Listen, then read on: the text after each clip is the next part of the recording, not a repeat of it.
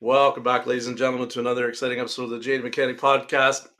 So we've had an interesting week here. It's kind of been shining a light on this industry, and it's had a lot of people really have reached out and talked about, the mental health thing that the episode that dropped on Tuesday, and I've had a lot of people reach out to me and just say, "Man, that resonates with me so much," because they're starting to feel, a certain way about this industry. And I mean, the industry.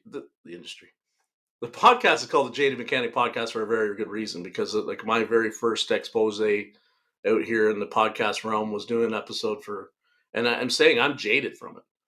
So what we're trying to do is keep the people from becoming as bad as I am or as bad as I was. Um, so somebody reached out to me that I don't know too well, but I'm hoping to get to know better. And he was just saying he was burnt out and he was feeling really, uh, feeling the way it is about this industry. So the gentleman with me today, enough of me rambling, is Donald Tyrone. Donald, how are you today, man? Very good, very good. So you just said to me you were kind of earlier in the week when we were talking. You said you were just kind of burnt out. What do you mean by that? I mean, I know what feels to be burnt out. We've all been there. But what is it about it that's got you feeling that right now? Something changed recently, or just a collection of things, or Probably a collection of things, man. My normal job, I work for a fleet company, and I have okay, a fleet of over 200 cars, 300 cars. I mean, we could have 400 returns in one day. It just depends on what the season is and what's going on. We're down here in Savannah, Georgia, so we have a lot of traffic right now for the Heritage golf tournament. okay, yeah, So we're yeah, super busy on that. So between trying to keep up with that by myself and other adventures, side work and whatnot, you just hit that wall. And I've been going pretty hard for about the last 2 years, trying to find, what's next for me. right, Um, what I do now is, as far as my full-time job, it's not fulfilling. It's pretty much a numbers game. Think of a restaurant where you're turning tables, you're turning cars. That's okay. all that matters. There's no satisfaction from it. I don't get to see the fruits of my labor after the job is done. Um, yeah, and just too many irons in the fire for too long. Right. You hit that wall and it's like, uh, So tomorrow's Monday. is it kind of like a rental fleet then, Donald? Like, yeah. So that can be frustrating, right? Because it's like I worked on a few of those too, and you do a repair and you might do a little bit of QC on it, but then the car's just being used as a tool, right? It's not like you don't get that satisfaction of seeing that customer again because you are the customer, right? You own the fleet, so you're responsible for it. So you don't get that reward sometimes of seeing that difference that you can make in taking somebody's car that doesn't work and making it work again. You don't get that satisfaction of that smile or that, oh my God, you saved our butt because, I'm able to take my son to karate practice or something like that. Like those little things that sometimes like mean more than money, right? Like it's just that, Oh, for sure, man. yeah, For sure. I mean, that's why I like the stuff that I do like. If I had to pick one thing that's my favorite to do is going to be electrical diagnosis. Like, but that doesn't pay. You know, luckily I'm hourly, so I mean yeah, I make the same regardless. But majority of the time we're dealing with new cars. You might have a couple of years on. The weird ones are usually the body shop cars. yeah, You know how that goes.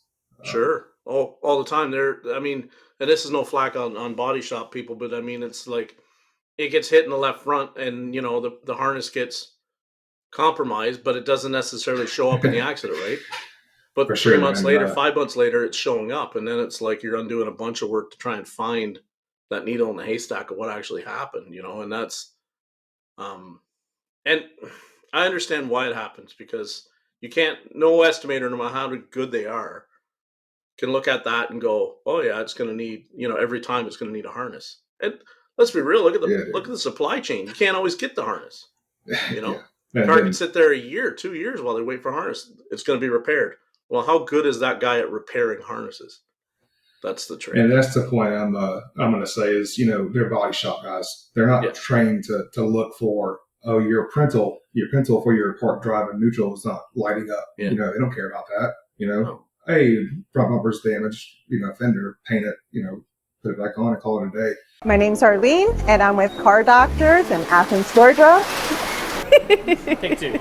My name's Arlene, and I'm a service advisor at Car Doctors here in Athens. TechMetric looks very, very good and presentable to the customers because it allows us to actually answer their concerns, bundle everything up for them. I can send them an inspection report. They can visually see what we're seeing, and then I can send the estimates as well. So they can see exactly what we're quoting, why we're quoting it, how much everything is. And then I'm also using it to communicate with my technicians. They'll leave me notes, I leave them notes. Everything is all bundled together in one sweet little package. Makes it very convenient and less time consuming, honestly. Yeah. You know, it's funny you say that because I had a Corolla that was hit in the left front that had a hole, or I had a broken wire for the pencil. Mm-hmm. It wouldn't show it was a part, and then the car won't start if it's not a part. Yeah. Yeah. And they don't care because they still go ahead and put the bumper on anyway. Right? And do whatever else they have to do. And then you got to go back and undo their work. Yeah. Just to be able to fix the it. AC system, all kinds of stuff, man. Been there, done it, dude. Yeah. The trenches, bro. Uh-huh. Now, what was your background before you got to this job? Like, we kind of talked before we started hitting record. You did the flat rate thing for a while? Oh, yeah. Before the rental fleet, it was Toyota. I worked for a dealership in Hilton Head, Stokes. That's probably where I got the most of my experience with a certain brand. I guess experience overall. I got to go to training. They put me on a fast track program when I first came in to keep progressing. So it's kind of funny with their recalls and whatnot. You have to be a certain level of certification before you can actually do them. And people have from other manufacturers, like certain recalls don't pay anything, but that's not the case when it comes to some of the older ones. Some of the recalls are really good, and you really want to be able to do those, for that brand. Anyway, and that's how it was a couple of years ago. I've been here for 6 years now. So, I loved it, man. I had a really good service manager. He took care of me, but it took me, 2 other service managers and a couple independent shops to find that place that I had one really good aftermarket shop early on in my career, and I still actually do work with him, here and there as needed. But as far as like the other ones, it was it was hit or miss. Like it was almost like they would tell you what you wanted to hear to get you in the door. Yeah. Let me, they want to give you, bonuses and incentives, and you'll be going to training, and we're going to take care of you. Don't worry about a thing. Just come on in. Bring your toolbox. Yeah. Just trying to get a spot in the door, and that was 10, 15 years ago. That's how it's always been. It's always been just get the body, and even before like the shortage was like a real thing. Yeah. Before I knew about it, anyway. And I see it. It's not. They're not changing. Like they're still doing the same methods, and yet, like I've had my inbox is blown up this week with recruitment companies trying to get me in my area to come, work for their dealership. And it's like, you don't even have to message me.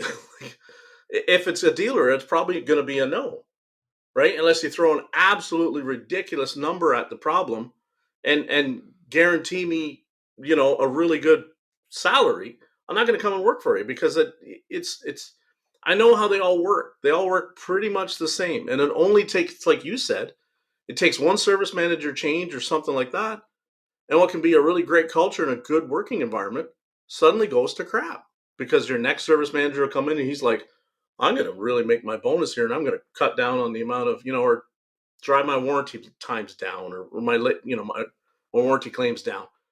And all of a sudden now, you used to get taken care of, like you said, to diagnose the car under warranty. Now you're not getting treated like, do you think I'm going to invest my time for free because you tell me that's all you can afford to pay me is whatever the warranty is? I don't accept that. It's unacceptable. I won't do it. And and again, it goes back to that same thing. Like the one guy called me and I'm like, do you have a guarantee? He's like, nope. Then I said, I don't need to come in for an interview. I'm not going to be there. Like it's as simple as that. Oh, well, the guys are making all kinds of money right now. Sure. Yeah. Because it's tire season up here.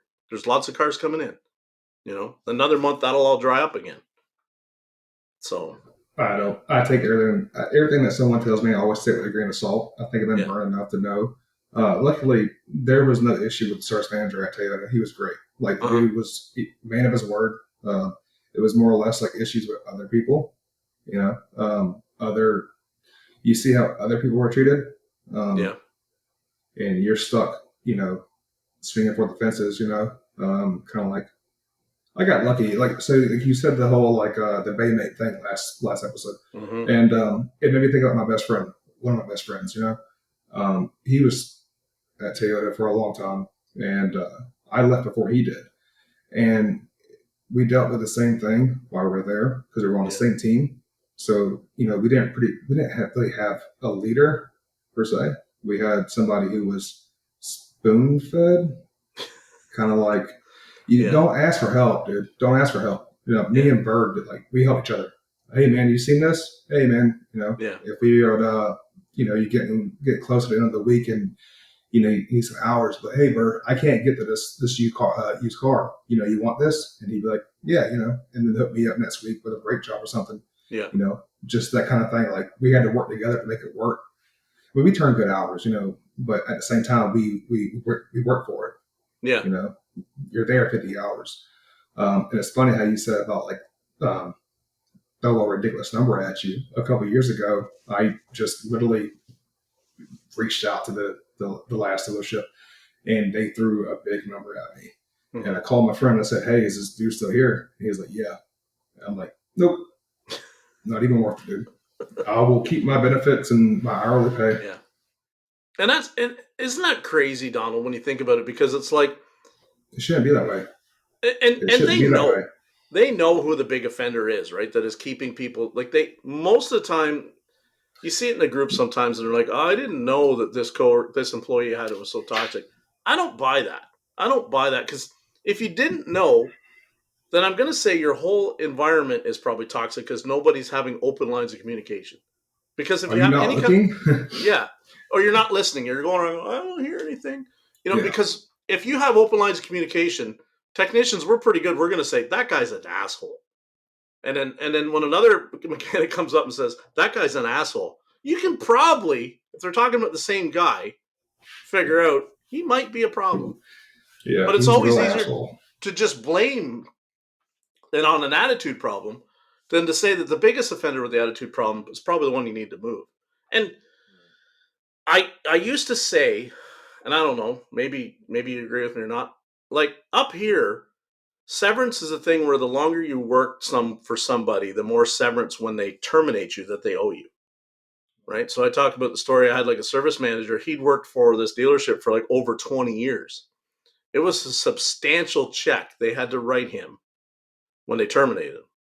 I'm talking like 6-figure check. Now they try to do everything they can to not give you that, but they don't really have a leg to stand on up here in Canada. What is the reason you think that they keep somebody that's so toxic? Production? Yeah, I mean, I'm going to say, you know, a dealership is, you know, there's a difference between a business and a dealership. I mean, they have the same goal, make money, but it's about how you do it, you know, and how you treat your employees, the work environment. I mean, you might kick somebody out of that just started because of something stupid, and they might be the best employee you ever had. You know, they might be the top performer, you know. But I think blind eye gets turned a lot to, you know, say the dollar amount. You know what this guy's going to do. You know what to expect.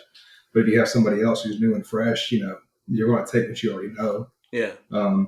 I think it's more just profit. You know, and then people do have, you know, relationships that are deeper than, you know, what we see on the outside. You don't know, you know, this guy's been here as a true friend or what, you know, we don't know that kind of stuff. Right. Yeah. I try to just not think that far into it.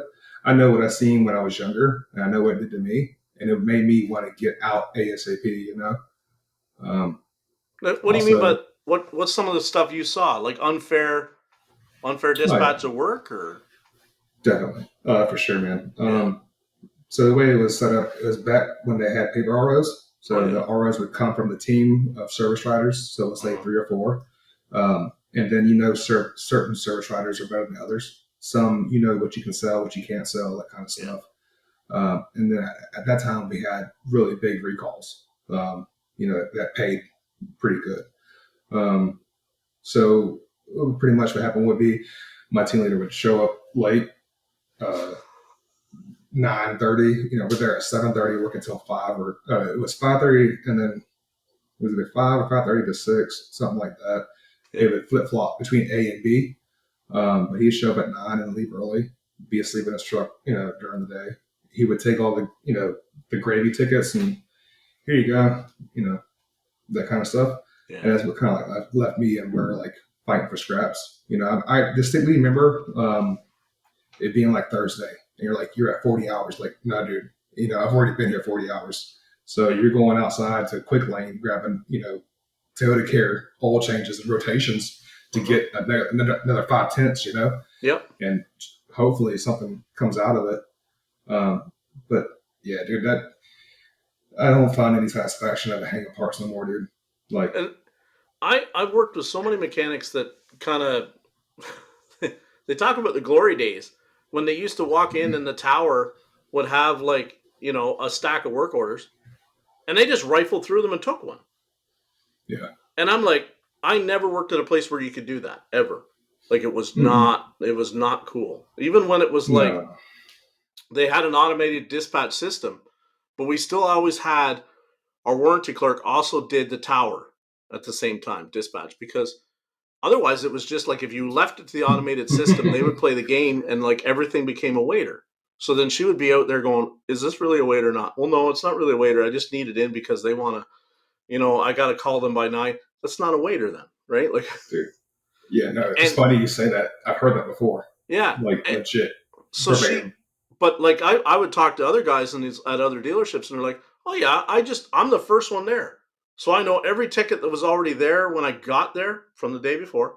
And I took the 2 good ones and I loaded 2 bays and I had my day sold by 9 o'clock. And I'm like, that'd get you beaten where I work. Like it would have never happened. Yeah. Sometimes it's like chess, man. I mean, seriously. Yeah. You don't know what you're going to have what you're going to get. You don't know how the next car is going to be. It was almost like your fate's left a chance. And I don't like that idea. What really got to me with the dealership stuff is that Monday morning, walking in with 0 hours, knowing that I'm about to face that uphill battle again to hit 60 or 70, because that's what I aim for. It's not worth it unless you are hitting those numbers, especially for a Toyota dealership, like an NVT, their top pay is like 26 an hour US, something like that. That's their hourly pay? Something like that. I mean, it may have gone up, dude, but it was like 24. I think I left with 22 or something like that. That's disgusting. I don't remember. And this is years ago, 6-7 years. But at the same time, it's still like, there's no way. You couldn't make a paycheck unless you were turning hours like that. And luckily it was helped. Like I was friends with like the used car guy, so that helped me out some. I mean, me and Burr worked together a lot, dude. And there was nobody in the shop we wouldn't help. It was almost like we were turned off by the way we were treated. So we were like, okay, dude, we got you. You need help, Also, I mean, my first year there, I was appointed to lead the quick lane, to teach the new oil change guys and stuff like that. So at the same time, I was also going to training every other week. So I'm going down to Jacksonville to SET, and I'm meeting all the instructors and field techs and stuff like that. I become friends with them. That's helpful to have, especially with the amount of recall that's going on. And when you need someone to save you, you got that extra little back pocket trick, Yeah. The used car thing for me was always funny because like I only worked in one dealer. Well, actually, no, there was 3. Come to think of it, that they allowed it. But most of my experience was like a lot of them. I always just thought it was normal that it was one technician did them all. And it was almost like that technician worked for the used car department. And then it was like he hardly ever touched anything else, which was fine because if it was supposed to be his comeback, he should get it, right? He sold the car. But sometimes when there was no work, they were still they'd put him right in the line to feed him. And I'm like, why are you doing that? Well, like he doesn't rip us off. Like he helps us out on some of the, like if he can let this go on this one, and then like on the next one, and I'm like, that's complete BS. It either needs it or it doesn't need it, But and the used car thing's funny. Like I can remember back in the day, 20 years ago, it seemed like every car that was used got 4 new tires and front and rear brakes brand new, at least that. And then It it ain't might get changed a much. belt and an oil change and an air filter, and the whole the up here we have to do mandatory safety inspections too before they can go out. So I mean, it was every used car was pretty much like a 7-8 hour ticket, and I'd watch them sometimes do 2-3 a day. You're like, that's good money right there. And then if it was on, so for instance, like for me, it was a Chrysler dealer. If it was a Chrysler as well, some of the gravy, common pattern failures, he did them too on the car. And we're like, the guy just hit like 18 hours today. You know what I mean? Yeah. Like, but yet, double dipping for real. yeah, but if it needed a tranny, he didn't put the tranny in it. Yeah. Because Right? he'd be backing up, like he'd back up the used car process. And I'm like, oh my God. So, yeah, excuses to get it and excuses not to get it, right? yeah. And then I would Somehow see they get out of it. other shops when everybody could take a used car.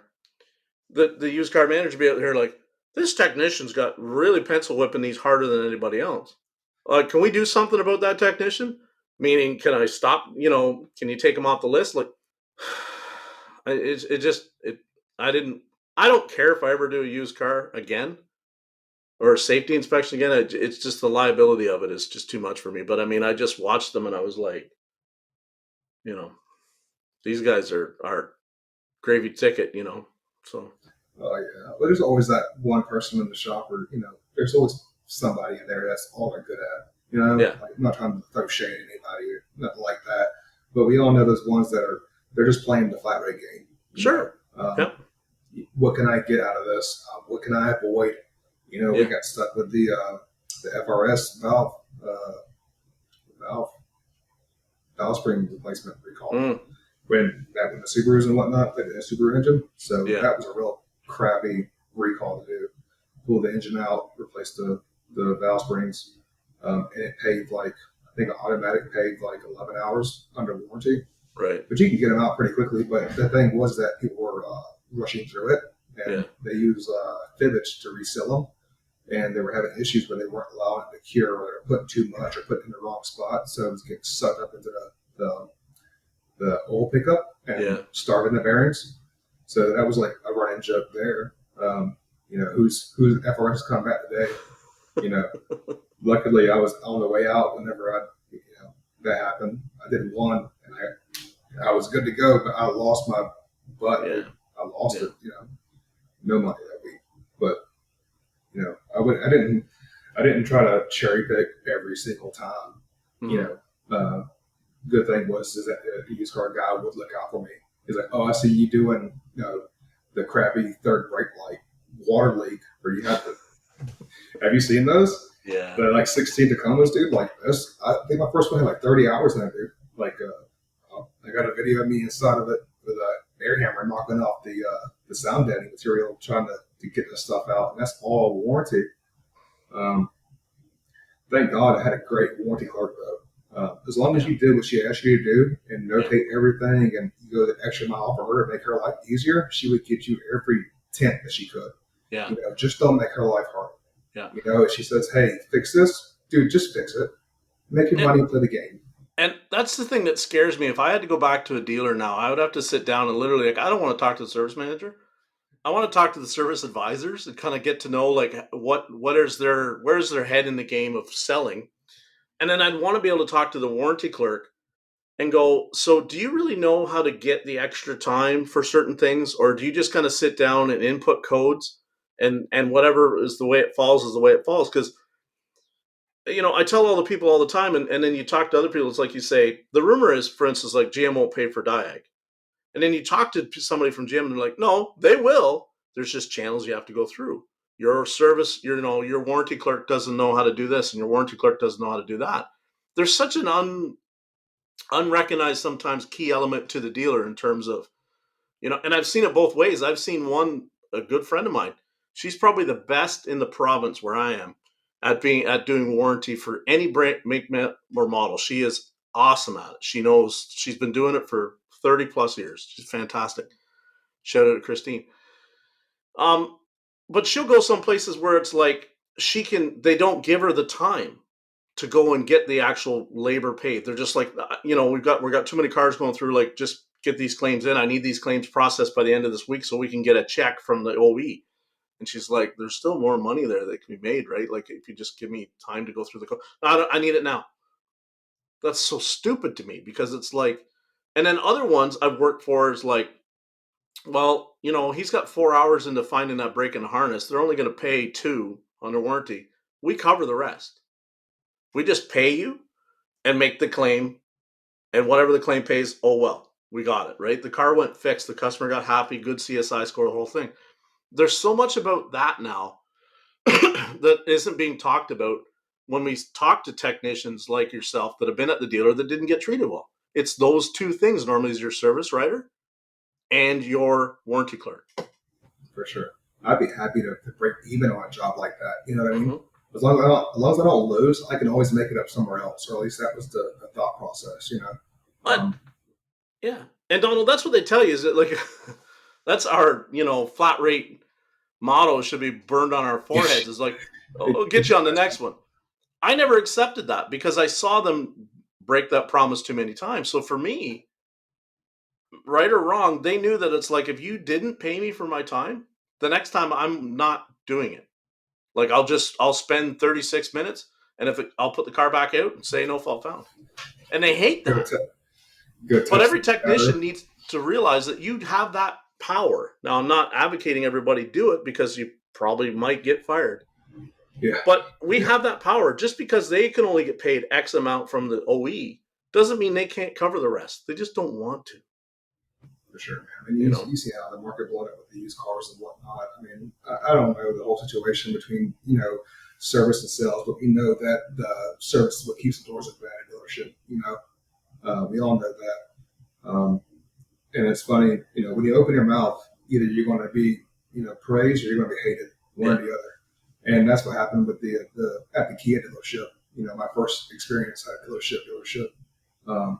I didn't like what was going on and how I was treated. And, on a Saturday, I would turn, it'd be like 2 or 3 texts, if that, and the work would get piled up. So, you could turn Saturday like 12 hours easy, if you were moving, but I just quit. I just loaded my toolbox up and left it. I was done with it. And what made you do that? I think I got into it with somebody at Parks, honestly. I was young too, man. I was like 25, 24. Yeah. I'm 35 now, so I got some experience, a little more knowledge. But yeah, you don't quit jobs till you have one to go to. But that's good advice. I was hothead, dude. I was hothead. I have a part story. I was working a night shift at the dealership way back when, first dealer I ever worked at. And I remember I had a Grand Cherokee in my bay, or a Durango, one of the two. It doesn't really matter. And we're doing warranty brakes on the thing. And what this dealer would do is they didn't even put on for warranty parts. They didn't put the OE parts back on for a warranty claim. They put on aftermarket rotors. So I send a parts request up, and I get this set of rotors. I take them, go to the counter, carry them out. I go to put them on this Durango or whatever, and it was the wrong rotors, front rotors. So I take them back, and I go, and he gives me another set, and I go back. They're not right either. Now the service advisor's coming out, because the customer, at all things, it's a night shift. It's like, I don't know, 20 minutes to 9. We close at 9. The customer's waiting in the waiting room for why. And he's like, why are these brakes not done? And I'm like, well, if I could effing get the right parts from the, parts guy, well, then he wanted to fight me right there in the middle of the shop at quarter to 9. Because, like, I said some things that there was a lot of nepotism there. So I'm like, I probably said something along the lines of, well, if we would start hiring for ability and stop hiring based on somebody's last name, we might have, I might be able to get this job done. Well, of course, that was not really cool to say. And, he wanted to fight me right there in the thing. And of course, somebody broke it up, and that's all good. The next day, we both got a day off. Yeah. Both of us. And that kind of like changed my attitude, because it was like the manager was his uncle. Oh, dude.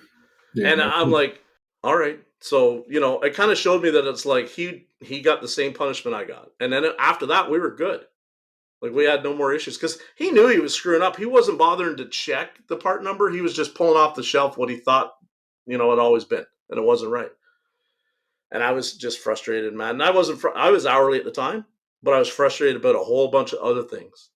And Yeah. that's what I kept my It's, job, but it was one of those things that was just like, not one of my better moments. But sometimes it's really hard to walk in the door and not have that chip on your shoulder when life's really like beating on you, dude. yeah, I've experienced that, being mad at something else and just be in a bad mood and realize you take out on people that, it's not their fault, and that's for me to figure out. But I think everybody has a part story, certified parts. You know what I mean? Can you just call AutoZone and like tell them to hurry up, yeah.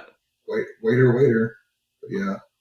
And I find, like, I was always good at, like, if something was going on away from the job, I treated the job like a retreat. I didn't treat the job like it was just another thing that piled onto me. So it made me better sometimes if my home life was sucking because I poured myself into my job.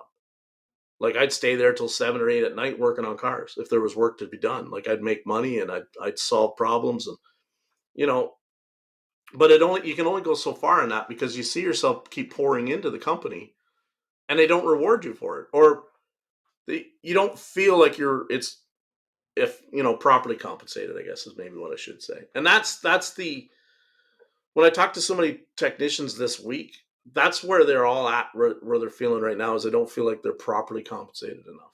And it's not just about the money thing. It's like Joshua was talking about.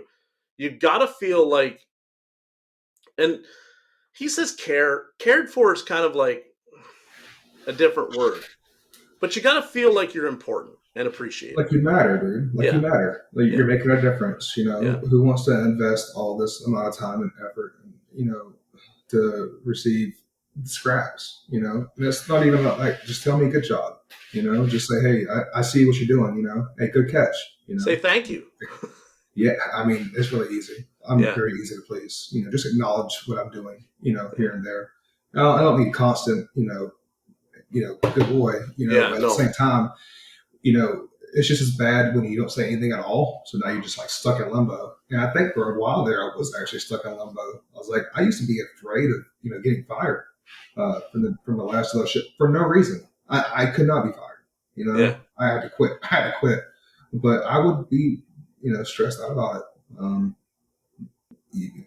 The nights of did I leave that bolt loose? Did that job go good? Dude, early on, it took me a while to be like, hey, whatever happens, happens. Just make sure you have policies and procedures to make sure that you cover yourself. Yeah. I've had accidents and whatnot. But I think the whole thing of like pouring yourself into work is it only works for so long. And then eventually you get that wall, dude. And I think that's where I'm at.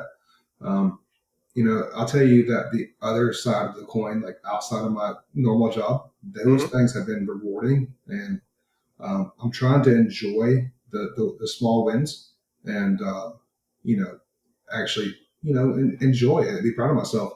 But at the same time, it's like when your mind is so wrapped up with other scenarios, it's really hard for you to actually enjoy, what you've done. And it wears on you. Because you kind of talked about you want to kind of branch into doing a mobile thing, kind of like. Yeah, I mean, I thought about doing it, and it wasn't until I, read more and more about it and listened to, other guys talk more about it and what actually entails. You've been pushing 3Ts and watching his day, dude. Like, I don't want to do that. I mean, no offense to him. I mean, I love how much like transparency he showed us, but that was enough for me to be like, oh, I can't do that. I mean, I could, maybe, I don't know. But am I going to be happy, like within doing that kind of stuff? Am I going to be excited to wake up and do it? And maybe that's just like a lie or a fable. But I mean, there's people that work and still have a good time doing it. His episode's coming out, I think, this Tuesday. Oh, cool, and man! And it's he's got a wicked backstory. But I mean, I'll watch him too because he's really ramping up his content, right, on showing this is how I break it down. This is the money I make, and it's all great really, and everything. Yeah. But it's like when I think about like he's got 8 cars he's going to look at today. Like some days I don't look at 8 cars. You know what I mean? And I don't have to drive to different spots to look at them. The traffic, dude. The traffic. Yeah. Like you need to use the bathroom. Like that stresses me. That stresses me out, dude. I'm like, I got a bathroom. Like I need a bathroom. Yeah. You know. Yeah, for sure. And then he has a good setup. So I mean, your tools are there. Yeah. But like look what it costs for him to invest in order to start that. Yeah. And then he's still grinding out. I Yeah. mean, he still has a way. He says himself, he has a ways to go before he's actually getting after it before he sells it. Yeah. And that's a long grind, dude. And I don't know if I want that. Yeah. I honestly don't know what the next step is for me. I know I can't turn wrenches the rest of my life. I'm 35 now and I'm already beat up from it, dude. Yeah. Um, Me too, man. I'm 49, right? I'm sitting I here. don't know how you do it. I don't know how you do it, man. My knee's 49. So I tell you how I do it, and it's people are gonna laugh. I take like upwards of like 6 glucosamine and 6 Yeah. MSMs a day, which is 2 different supplements that help with joint pain, and that has a big effect on because this elbow is completely like it hurts nonstop. It's all the time, and then shoulders are bad, knees are bad, wrists are bad, but I can say this that as I've aged out, I'm getting a little bit more of less work that's so hard on the body. Like it still sucks to lift tires on and off all day long. That sucks. But it's not like I'm doing it 100 times a day anymore, like I was when I was starting out, right? In the busy times, I might do it 20 times in one day. I might do 5 sets. So it's not like people that are listening, if you want to be able to have a long career, I keep going back to you've got to get to where you can use your brain a little bit more and your back a little bit less. That's what you have to do. When I look at these guys though that are doing the mobile thing, like I don't even want to think about like jacking it. So I had a 2006 Buick Lucerne last week, and we had to put an alternator in it. And Oh, now it's a North Star engine, right? So it's buried. It's yeah. like a 6-hour alternator. And I'm looking at this and I'm kind of joking around going, there are guys out there that will do this mobile. And I don't know how the frig I would ever bring myself to be able to do it mobile. Like it can be done, but I don't want to spend that much time underneath it on my hands and knees, I spend more time grabbing tools from work than take them with me. Yeah. Unload them, loading them, and I keep myself organized. At least I try to. So like everything has a home. So Yeah. you take, and you don't want to be out there and not have the right tool. Like you can't just leave and go get your stuff and come back. Yeah. There's no way, dude. No. I don't want to do that. I I want to think be in the elements and whatnot. I think Check Engine Chuck's got it figured out pretty good because it's like he's almost 99% now just going up and doing a diag programming. You know what I mean? So it's like, but I wish I could ride around with some of those guys because like I'd want to hear the conversation how it would go because I'm sure the phone call must go like this and it must go, "Hi, I got a Chrysler and it's got an EVAP code. Okay, did you put an ESIM on it yet? Okay, you did. Next question, is it an OE1 or is it not? Oh, it's not? Okay, put an OE1, try that." And like you don't even do the call until you know for sure that the common denominators have already been taken care of and it's still broke, right? Because so I look at that and I go, sometimes you're going to talk yourself out of a lot of jobs. But at the same time, you're going to save yourself a lot of time if you go up there and it's got an aftermarket part in it that will not work. Ignition coils are one I'm seeing like that. Like I'm seeing more and more, and everybody rips on dormant parts, but I mean, like we see even other brands of ignition coils, and it's like, okay, well, it stopped the misfire, but now I've got that 356 DTC. Yeah. Nowadays, man, they're faking OEM parts. And somebody buying their own parts will never know it. You couldn't tell. I wouldn't be able to tell if you showed me a real Denso versus a fake Denso. I'm not paying much attention to it. Does it look right? I think one of the biggest things for me was I can't charge appropriately. Like I just I feel dirty about doing it. Like for my time. Well, it's not always that same inclination of like stealership. Like I never did anybody. I look at every single car. I still do like it's my mom's. Listen, I understand that level of quality and commitment to doing it right, but I mean, like I'll tell everybody all the time, I am not bothered at all by charging people what I charge. It doesn't have any. I think I'm broken because it does not. I don't even think about the financial, and I think that's like for me is a superpower. it's just it has to be what it has to be. I'm sorry, and it goes right on to the next part of, okay, do you want me to start it today, or are we not going to do business? Thank you. On to the next one. Like, yeah, I can't. It has to be, dude. If not, it's not worth it. And you're killing yourself for nothing. I mean, their experience gained in certain areas and whatnot. Like I've done some things where I've intentionally taken a loss in order to solve the problem. I'm one of those that if I get stuck on it, like I'm here. Like I gotta see it through. Oh yeah, dude. If I don't, like it bothers me. Like I want to finish it. I ask for help and stuff, but at the same time, like I got to get to it. Yeah. Maybe that's not healthy, but I mean, it's brain's always on, dude. Always. Yeah.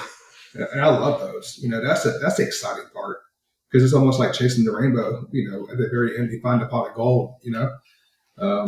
And what's more rewarding than that? Oh, the lessons that some cars have taught me has been worth way more than whatever the couple hours that it paid me to do the job. Way more, right? Because I can scale it into another one. Like that lesson meant that I knew where to go next time to look, or it helped me with my process of don't ever do that again. Don't ever start it that way. Like always hook your ground right on the battery. Don't assume that the ground that you grab here is good because it might be a ground, but it's not the ground you should be using. No. Stuff like that. That's the lesson that I can't even remember at this point, which car and what it paid, but it was more valuable to learn that. Somebody made a good comment. It was in another podcast.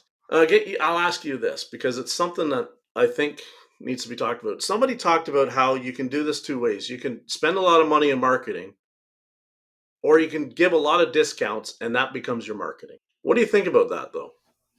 I think if you're going to give a bunch of discounts, you're going to limit yourself to the kind of customer base you're going to encounter. You're going to, I hate to use the word bottom feeder, but I'm going to. When I first started, like my very first automotive job was Pet Boys. Right. I started off in a salvage yard.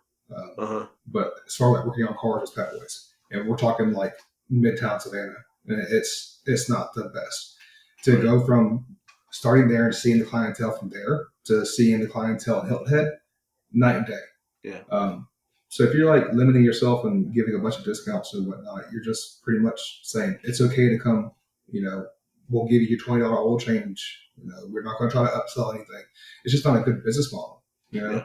That's like, I'm not a businessman. Like that's not for me. Like just tell me what to do.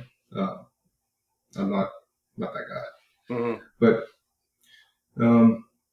as far as like the whole marketing ploy and whatnot, I mean, you can get marketing in so many different ways nowadays. It used to be like word of mouth, and when the internet came around and whatnot, I think word of mouth is still a very good marketing tactic.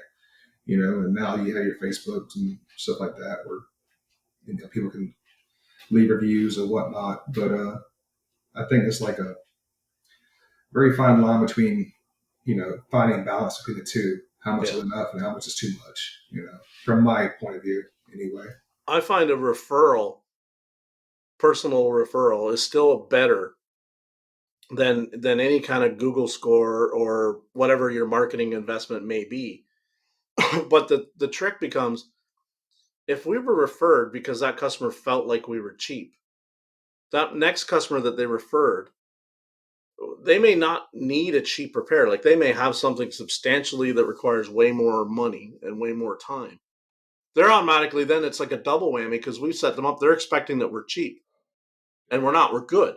Well, because we're good, we were able to treat the customer. We gave them a discount because we were good. That's the problem I have with the discounting thing, is because it's like you get known as fair, and some of my friends that I talk to all the time, they hate that word fair because nobody's been able to tell me what exactly it is. Right. I was asking myself, what is fair? I think one of the biggest things I learned, or one of the biggest things I took away from the dealership, was that they would have at Toyota, they would have this thing called Wakuzi, where they get the sales and service together for a morning breakfast every month, and they would go over whatever numbers and stuff. Most of the stuff wasn't for us, but they would give recognition to certain people and stuff like that. So there's a lot more than usually what you're used to. but they'd always say this one thing about selling the cars. It was under promise and over deliver. Yes. So that's the way that everything should be done. Why should I give you a discount if you're not owed a discount? You know what I mean? Now, if I could save you money somewhere because, we don't need, we can cut these rotors. We don't have to replace them. Right. I'll be more than happy to do that for you, Yeah. But it has to fall within my, what am I willing to do or willing to give or, am I okay with this? That kind of stuff. Yeah. Like if the customer's going to trade the thing in 3 months when their lease is up, I've got no problem cutting them. Yeah. What's the point, dude? Yeah. But if the customer is going to intend to drive it like another 2 years, then my brain goes back to, is it the right thing to do is to cut them, right? Because in 2 more years, what's the thickness going to be at and where, all those kind of variables, right? Up here too, have I machined rotors? Thousands of them. Thousands. When I was at the dealer, because, you might do some customers, we do the first set of brakes on a Caravan or on something at like 20,000 miles.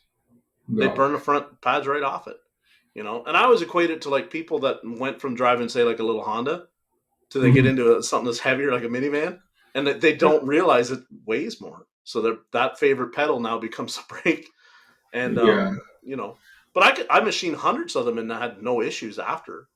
Same. But then I also had some that it was like they were seized on the hub, and by the time you pounded them off, you had to take a lot of cuts to true that. And then it didn't last. And then you had to, 3 months later, it's back with a pulsation. Now, it didn't pulsate before.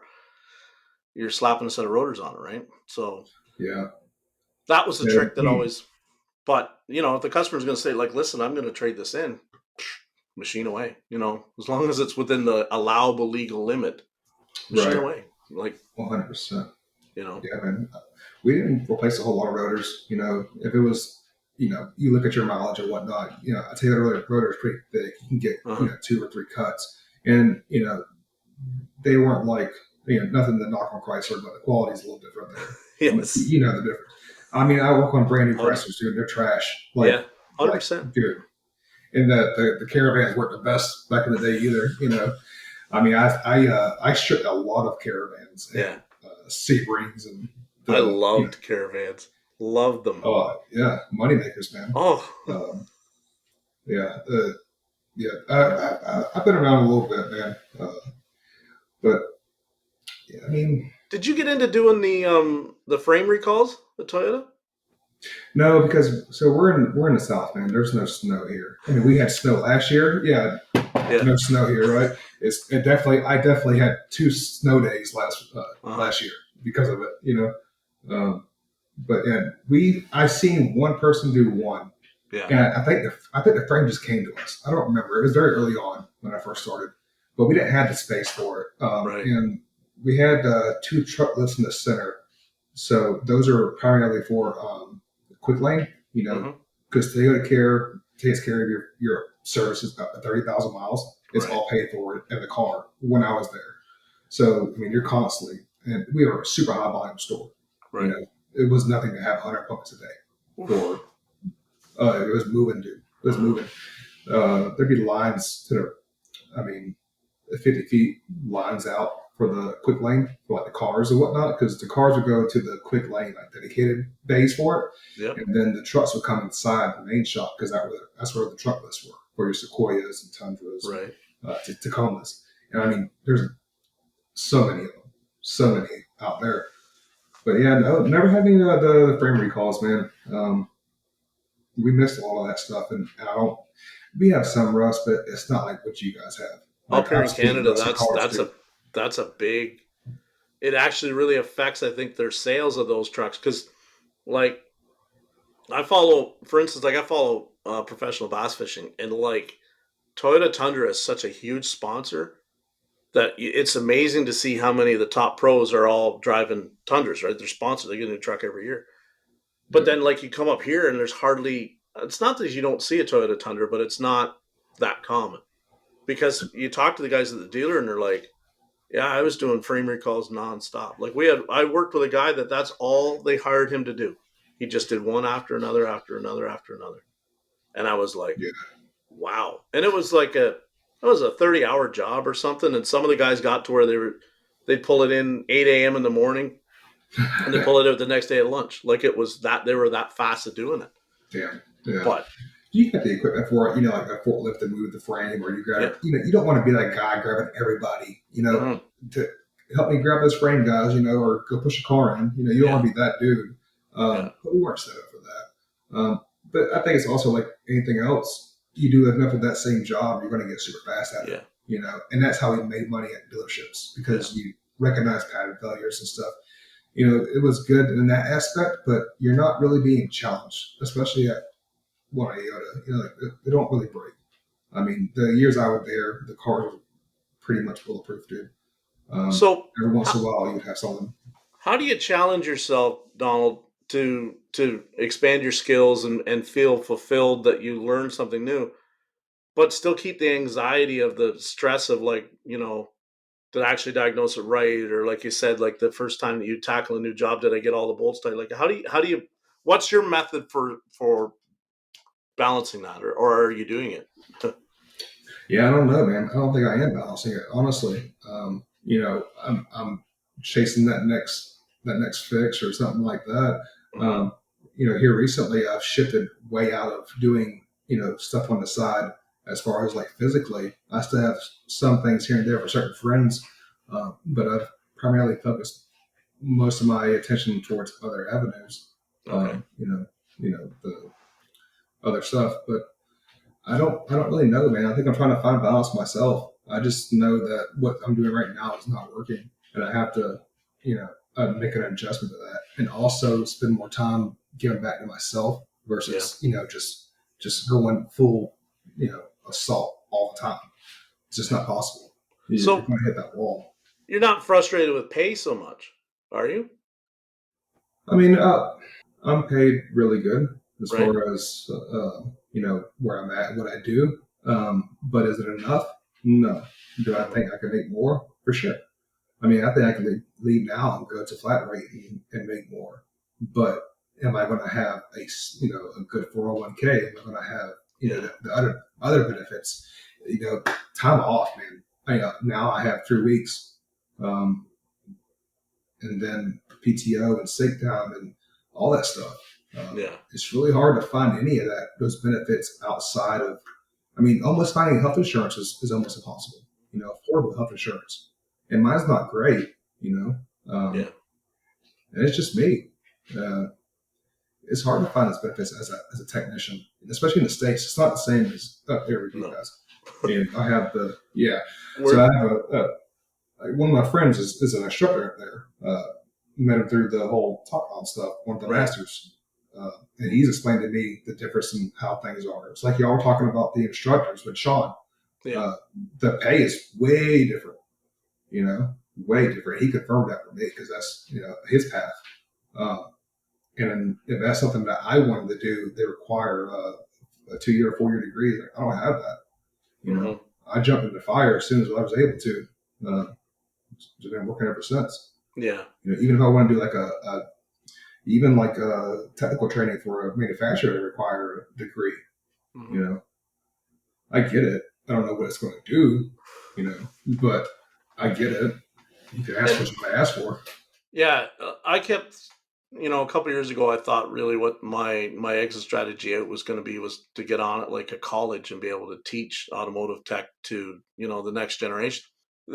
That door has been slammed shut at this point because they want you to have some kind of teaching degree. And now, before I didn't understand it, now because a lot of the guys that taught me, they never were a teacher. They never got a teaching degree. They were really good technicians that had an injury or something like that, and they got out and they got on at the local community college, normally on like 6-month contract at a time. And they came in and they taught young people how to become really good mechanics. Now, the educational system up here has become a political game, where you don't even necessarily have to be the most skilled in your trade to go and teach it to somebody else. You just have to be the most likable. And I hate to say it, the most safe. And I don't necessarily agree with that. Like, I think it's, we're shortchanging their future for somebody right now that will handle them with little, like, little Fabergé eggs, like little kitty gloves that won't offend them and hurt them. Yeah. Unfortunately, man, they need to wake up because that's not how this is. Well, and I'm gonna tell you especially right in our now. industry, Yeah, you go into the skilled it's trades, you're going hard. to walk someday. Your first day on the job, somebody could call you an a-hole, or call you stupid, or whatever, and nothing's going to happen to that person that called you that. Nothing at all. No, You know, that's normal. That's and, normal. That means good morning. Just let it go. and I'm He's not fine. I'm not saying it's right, but I mean sometimes it's like It's kind of I, a culture, dude. It's I kind can of a remember culture. some of the nicknames that my first couple employers in this industry had for me, and they were not flattering, No. right? Yeah.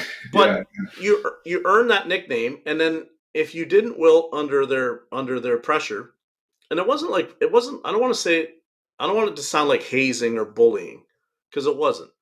But it was a situation of they had to remind you a lot during the day that when you think you're about here, you're really about here.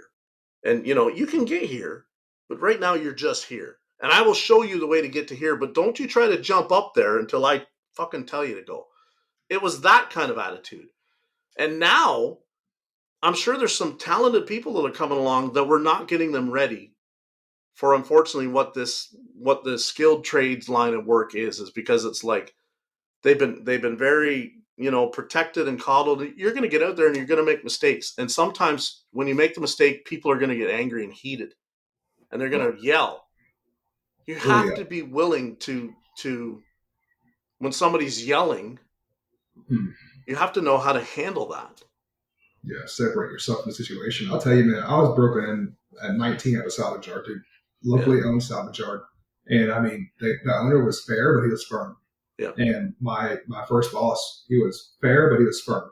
And he taught me a lot of stuff, but he also held me to a certain level of respect or efficiency, whatever you want to call it, just expectations. He wanted to see me do good.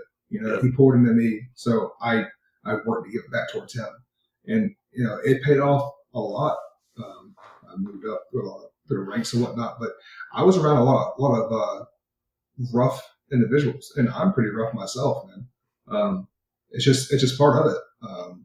I mean, they were hiring. They had this thing like work release, like when people like get out of jail, Yeah. or like halfway house. They would hire people from halfway house for a tax credit. So you're around some people, dude. And I mean, we're in the South, and people talk different, and Yeah. it's hard, guys. Man, I mean, people, you can't. We're talking about salvage yard. There's no Mhm. background checks or nothing like that. There's no pee in this cup. It's like get to work.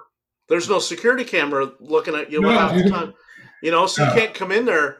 You can't come in there with a bloody nose and go, Yeah. and it's your story against his. Like nobody cares.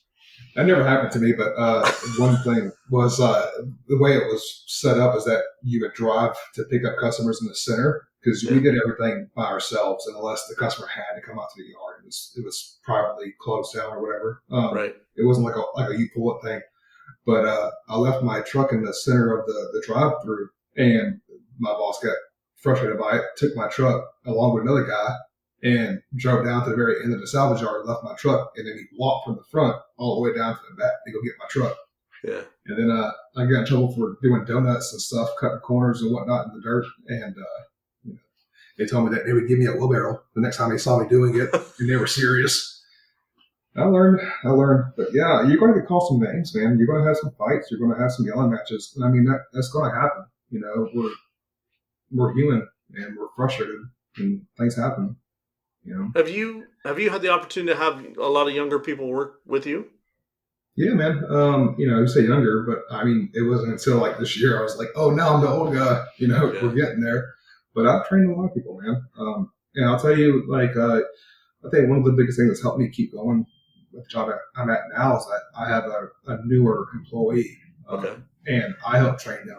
Now he wasn't totally green. He worked for a dealership before he came to us. But dude, it was like working with a beaten dog. I was like, hey, bro, it's not like that. We're not gonna fire you because you do this or this didn't come out the right way. Like this is not a dealership. Like you're safe. You can calm down. Breathe. but pouring into him and helping him learn more and it makes it better for one. And for two, I find satisfaction out of that. Like watching him, he's now training somebody else that we just hired. Yeah. And I'll let him train him. Like I'm trying to build his confidence up to be able to, have that, because you got to be the one to make that call sometimes. Yep. Is it a bad computer? Are you sure? You got to learn to make that call. So by letting him train the newer guy and listening to him talk and teaching the processes and stuff, it made me smile, man, because he was repeating what I had said to him when he first started. And that means that I left an impact. Yes. That's very rewarding. I think we get so wrapped up in the day-to-day stuff that we can't really enjoy it. But I do remember that smile, and it's a nice feeling. At least, your words don't go unnoticed. You didn't waste your breath. Yeah. How many times have you tell somebody to do something a certain way or teach them, or they ask for help and they just blew you off, Yeah. They didn't listen to what you had to say. How frustrating is that? That's the worst. I'm sure others have heard the expression, we used to call them assholes, because they go around and ask like 3 different technicians, how do I do this? How do I do this? And then they just go do and flip it their own way anyway.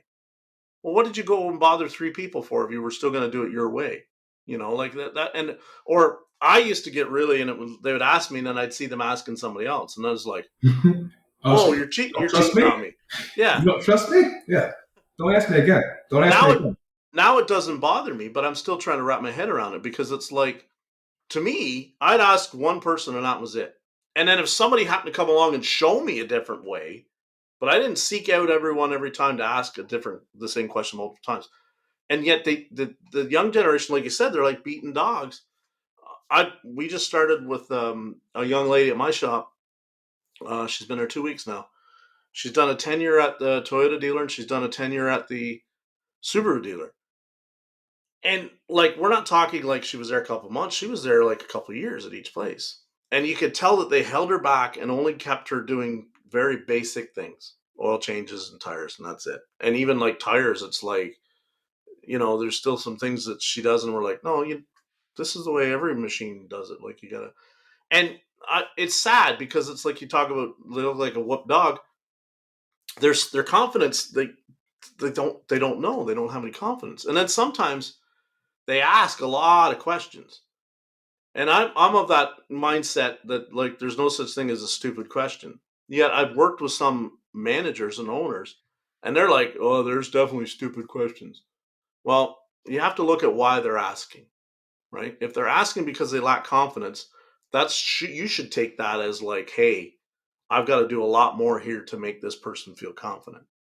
Because going back to the mental health thing, like the most worst situation you can wind up in is in a place where you're doing really well and you're not told that you're doing well and you don't feel like you're doing well, because now it sets you up where you're like, okay, when do I get told good job? And then if you're not even told good job, you don't even know if you're doing a good job. Yeah. Like, yeah, man. I mean, that idea that like if I don't have to tell you anything, that means you did fine. That doesn't work with a lot of people, because we're expected, especially going back to the time thing or the accuracy, proficiency, whatever you want to call it. When you do it well and it's not recognized, you're like, well, what is the marker that I have to hit? Like, we mechanics are goal driven people, right? Yeah. If the time says 4.2 to do this, we want to hit 3.2 and then 2.8 and then 2.5. That's when we don't even know what the number is supposed to be or the expectation. That's even worse. You don't know whether you did a good job or not. Like, you don't know. And that's been my whole thing when I talk to some people, because I'm anti-flat rate at this point in this industry. I think it's like it should be really advanced technicians should want to work on it. But I don't think young people should be put into it until like they can see it become to their advantage, not forced onto them. Yeah. If you know what I'm saying? For sure. But yet I talk to some shop owners and they're like, they're not even sharing with the technicians what the hours are sold on the job, what is expected to get it done. So they don't even know. And then they're like, oh, they're really inefficient. How do they know that they're inefficient if they don't know how long it should take them to do this? You know? Right. And a lot of them don't share that shit because if you start to look at their numbers, You're gonna find some missing stuff. they're cutting the labor to sell the job. Yep. Well, then Oh, yeah. shit, no wonder they're not efficient. You know, that water pump's supposed to be a 7-hour job. You look to that and go, I think my guy could get it done in 4. I'm going to sell it for 4. He takes 7.5. Guess what? It's not the technician's fault. No, dude, and that's also another thing about flat rate. We're not robots. You know, like I can't do the same job every single time over and over and it be 100% the same way every single time. Do I try? For sure. But I have days that are just off, dude. You know, or you have that unforeseen situation where it's like, you know, it messes with you. And unless you're like headstrong and like after it, it'll throw you off, man. Yeah. I can't run at 150% productivity every single day, day in, day out, you know, and then expect to have, you know, a healthy work-life balance. Mm-hmm. It's not possible, you know. Burnout's a real thing. And I mean, the more you do, the more they're going to ask of you to do. It's like the guy that was doing all the extra stuff for the shop, man. Like when y'all said that, I was like, oh, dude, this is right. He's right. Like, it is scary. You know, what am I missing? And I came so close to where that young man is way back when because I was looking at that. Like I was looking at it, like if I just do a couple more cars or if I just work more Saturdays, like if I keep taking the other people that don't want us to work a Saturday, if I keep taking their Saturday, at some point they're gonna acknowledge it and they're gonna respect me for it. They acknowledged it; it became a joke. They never respected it, you know. And then it was like, I know it started to happen because they didn't care if by Thursday I only had, you know, 25 hours. Because they might ask, well, are you going to work Saturday? Motherfucker, you know that if I'm only at 25 by Thursday, I'm trying to find somebody's Saturday. It's not my scheduled Saturday, but I'm going to try and find it. Because I need to hit 40. You know? Yeah. On our Saturdays, we would have one day off during the week, man. And there was many times where I came in on my day off to do a used car. Yeah. You know, because I was behind. I would drive, you know, 40, 30 minutes to work to go do one car because you could bang out, you know, 8 hours in, you know, a couple. But I'm still there. I'm still making the drive. And then, God forbid, something happens, you know, or, hey, you have a comeback. Now what? You know, I had to put a motor in a Tundra because of a mistake that I made. I blew an engine up over a stupid hose clamp that I didn't put back on, you know, rookie mistake. And I had to do that job, put the motor in for free. You know, luckily I still had a job and, you know, the customer was okay and everybody got taken care of. But I didn't get paid for that job. Yeah. I worked 7 or 6 days that week. I still made enough money to make what I had to make. But, I mean, I had to push it, you know. That's what you get a flat rate, dude. There's no time off. You're moving. And that's that kind of thing there. A long time ago, a good friend of mine had just started working at a dealership, and he double O-ringed the gasket on the oil filter. And it happens. He was working like express lane, you know. It happens. The car made it down the road, and the engine locked up. Yeah, we've all seen that. And yeah, we've all seen it. We've all heard about it. So they slid it through under warranty. Got a new engine put in the car. He put the engine in the car with the guidance of a senior tech. Senior tech got paid the hours. He was still at the time, he was an hourly apprentice. So he got the learning curve of watching it get done. He never made that mistake again, ever. Not even close to that. Yeah. That was the only, of that particular, where he was employed. That's the only good thing I can ever say that they did for somebody that I know that's worked there. And I've known a lot of guys that have gone through there. Because he turned out to be he's an excellent mechanic now. Fantastic mechanic. Brilliant. Probably one of the best in my local area. If they had canned him, turfed him, or made him work for free 2 days or whatever to put that in, he wouldn't be the mechanic he is now. And like nobody later on, like this, we're talking 20 years ago. Nobody 20 years later remembers that. Probably the management that was at the dealer is all long gone. He doesn't even work there anymore. The customer is probably not even driving that brand anymore. Like, in the greater scheme of things, it doesn't matter. Now, they were lucky that they could put the engine through. But the idea that we say, okay, you're going to have a mistake, like you're going to make a mistake, you're going to work for free now. Like, I just can't stomach that, because the other side of the table, if every time a service advisor fucked up and we said, okay, that's coming out of your pocket, you couldn't get a service advisor to work in this industry. And yet they are, I'll say it, they're creating, they're doing way more issues, way more mistakes at a day basis than the technicians are in the back. That's just, I put my life on that stat.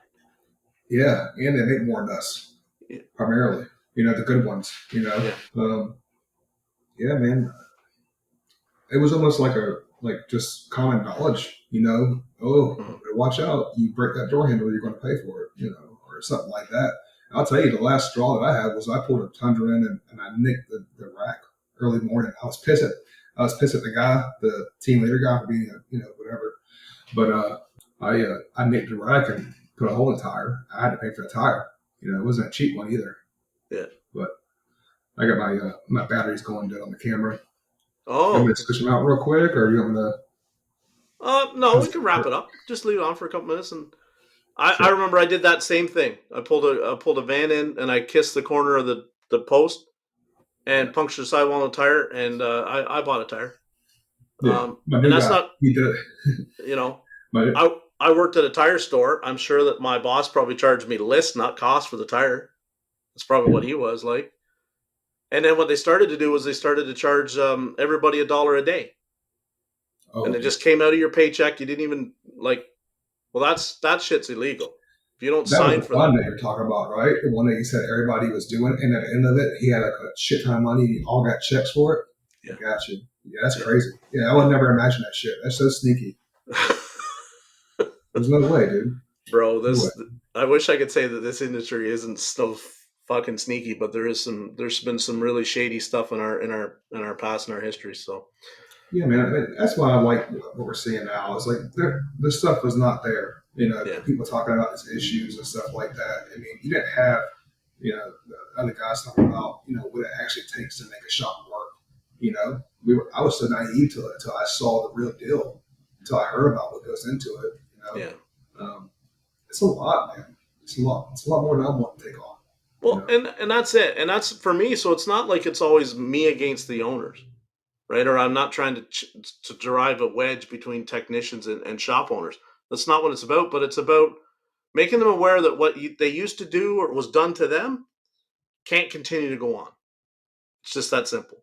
The stat that came out last week, 1 in 10 technicians has contemplated suicide.